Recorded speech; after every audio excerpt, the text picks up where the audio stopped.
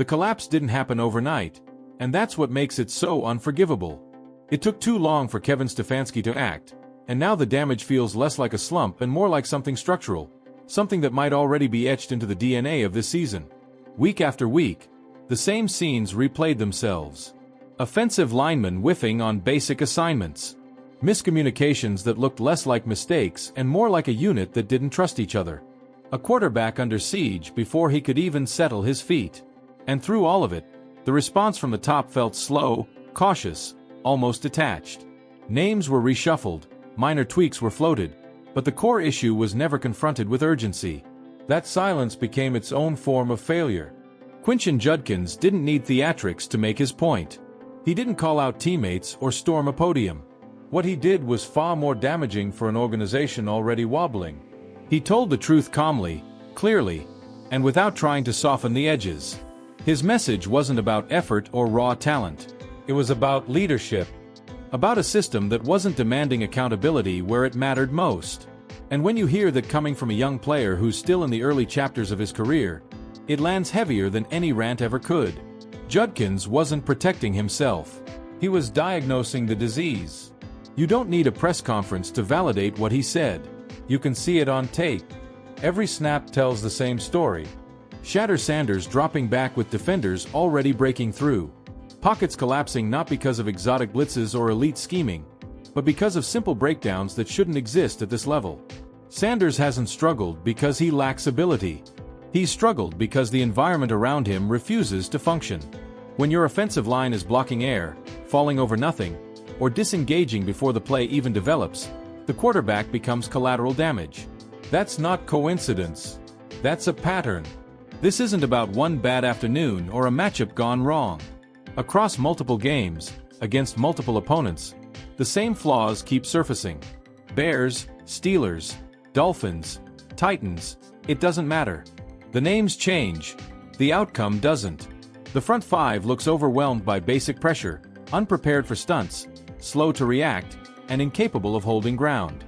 Sanders barely has time to complete a second read, let alone run an offense with rhythm.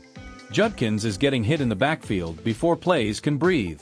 And while the players are absorbing the punishment, physically and mentally, the coaching response has felt strangely passive. That's where this turns from a football problem into a leadership crisis. Judkins speaking up was an act of leadership.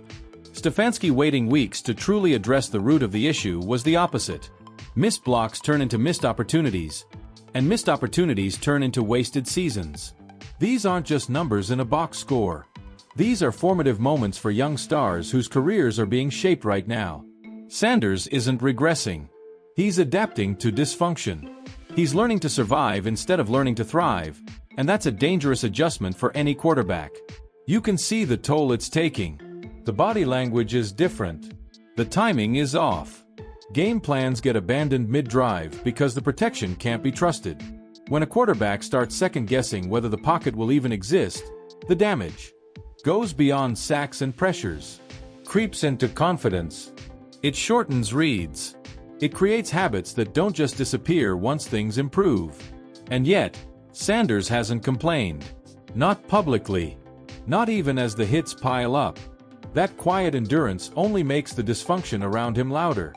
Judkins, meanwhile, keeps showing flashes that scream franchise talent. When he does get space, even briefly, his vision, burst, and balance are obvious. Those moments should be building momentum, building belief. Instead, they feel like isolated miracles in a system that keeps working against him. He's turning broken plays into positive yards, chaos into production. But football isn't supposed to be survival mode every snap. No running back should be making first contact behind the line as a routine expectation. What makes this all worse is how predictable it's become. Early drives show promise. A clean throw here. A solid cut there. Then the unraveling starts. Missed assignments. Edge rushers untouched. Interior pressure blowing up timing. By the third quarter, the frustration is written all over their faces. Not panic. Fatigue. The kind that comes from knowing the same mistake is coming again and being powerless to stop it. Stefanski continues to talk about patience and process, but process without accountability is just delay. Rotating linemen and tweaking play calls isn't fixing a broken foundation. It's cosmetic.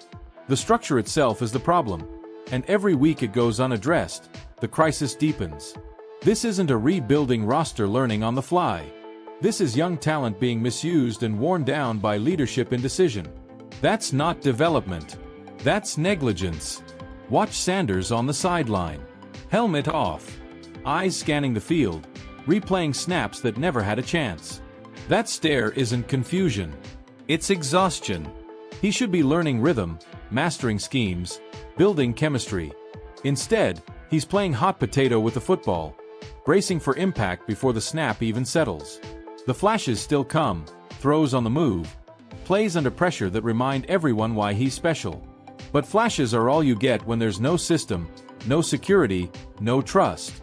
This is how quarterbacks get broken, not by one big hit, but by hundreds of small failures piling up. When you start expecting pressure, you stop playing free.